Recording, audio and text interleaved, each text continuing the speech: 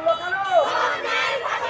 প্রশাসন জবাব দেয়। ফাঁসি চাই, খুনের ফাঁসি চাই। প্রশাসন জবাব দাও, প্রশাসন জবাব দাও, প্রশাসন জবাব দাও। আমার মা মরল কেন? আমার মা মরল কেন?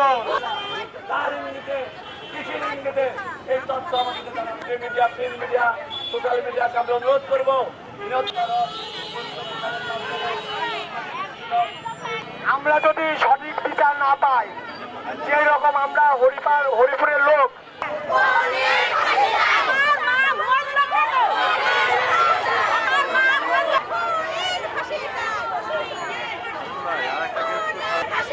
মা বোনদের পক্ষ থেকে ফাঁসি চাই, ফাঁসি চাই।